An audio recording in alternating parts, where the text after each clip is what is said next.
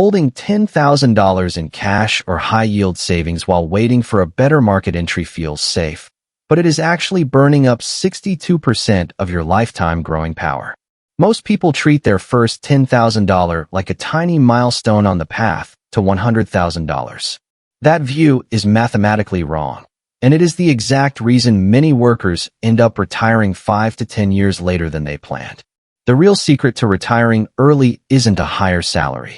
It comes down to passing one math rule, the point where your invested money does more work than your actual body. Consider two 30-year-olds who both make $95,000 a year. Marcus pushes hard to get his first $10,000 in a cheap index funds right away. Jake plays it safe by keeping his cash in high-yield savings while trying to time individual stocks. By the end of this breakdown, you will learn how to run a simple equation on your own money to see the exact month your portfolio starts earning more cash than your day job. Hitting your first $10,000 in an index fund usually feels completely underwhelming. At an average 8% yearly return, that first $10,000 only makes you about $800 in your first year. That is barely enough money to pay for a quick weekend trip or a single month of groceries.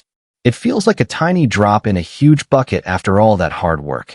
At the exact same time, a high-yield savings account paying 4.5% shows you steady, bright green gains every single month without any scary market drops.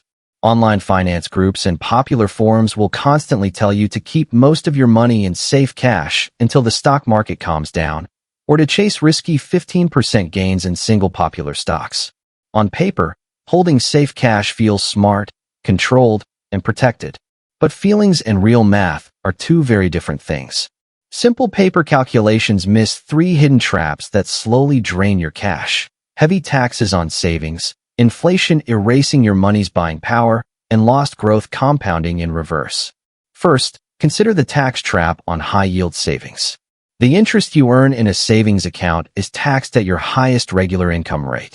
For many working adults, this tax takes 24% to 32% of those gains away. That means an advertised 4.5% interest rate drops down to a real, after-tax gain of just 3.1%. Second, cash loses value as everyday prices rise. An index fund tracks strong companies that reinvest their own profits to grow bigger and stronger. This internal growth protects your money from losing its real power over time. Finally, sitting on the sidelines carries a huge cost. If you delay investing your first $10,000 for 3 years while waiting for the stock market to drop by 10%, you lose about $18,400 in long-term growing power. That lost growth costs you far more money than you could ever save by trying to buy the dip. Crossing the $10,000 mark is governed by a simple rule called the crossover rule. This is the exact math point where the growth and dividends from your account begin to match and beat the fresh money you add each month from your paycheck. Standing on the left side of this line means all of your account growth relies completely on hard human labor. It depends entirely on your job, extra working hours, and how much cash you can force into savings. Standing on the right side of the line turns your saved cash into an engine that powers itself. At $10,000, your index fund enters a zone where compounding really takes off. The gains created inside the account start buying brand new shares of the fund automatically, without you having to work another hour for that money.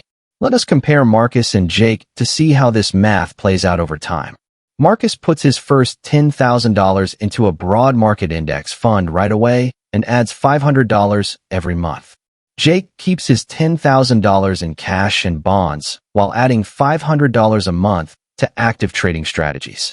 In year 1, Marcus has $16,800 and Jake has $16,450. The difference feels tiny, making it look like both plans work the same. By year 10, the gap widens. Marcus holds $107,200, with $35,000 of that total coming purely from unearned compound growth. Jake only holds $81,500 after paying extra taxes and high trading fees. By year 30, Marcus sees his account grow to $835,000.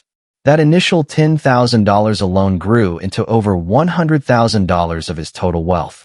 Meanwhile, Jake trails far behind at $482,000.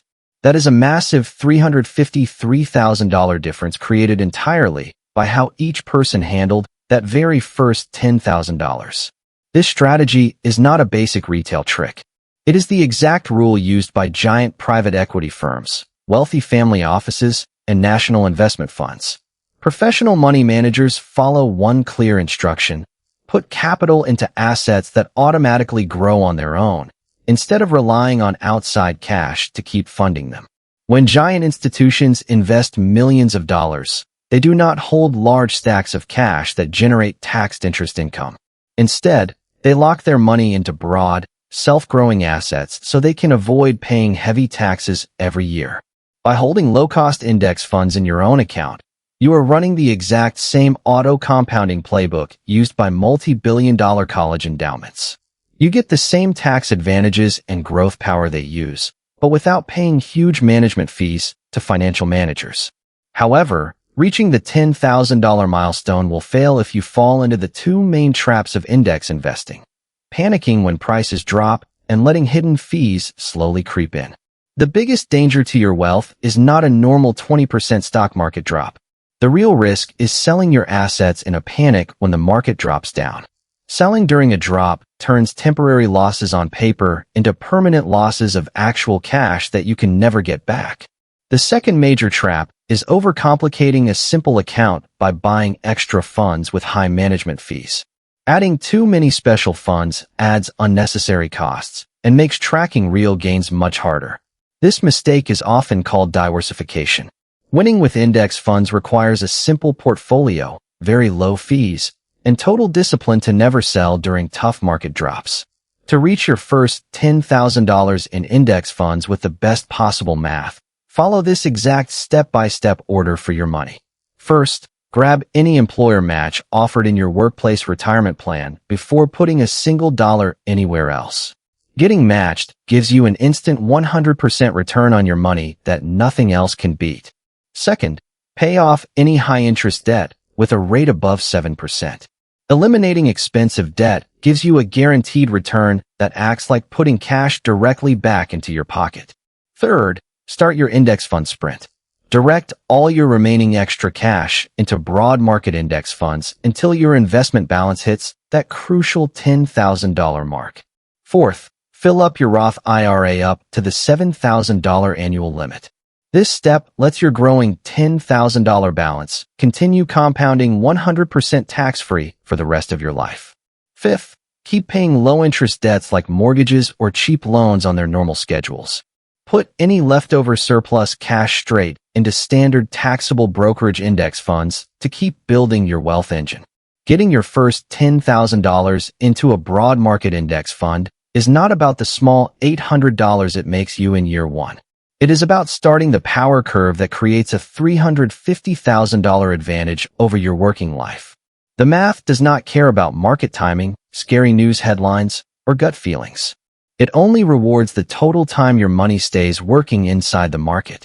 To run these exact numbers on your own accounts and find your personal crossover date, download the Portfolio Escape Velocity Calculator linked in the description below. Plug your numbers in. Hit subscribe for the next analytical breakdown. And remember, build your system first, and let the simple math do the heavy lifting for you.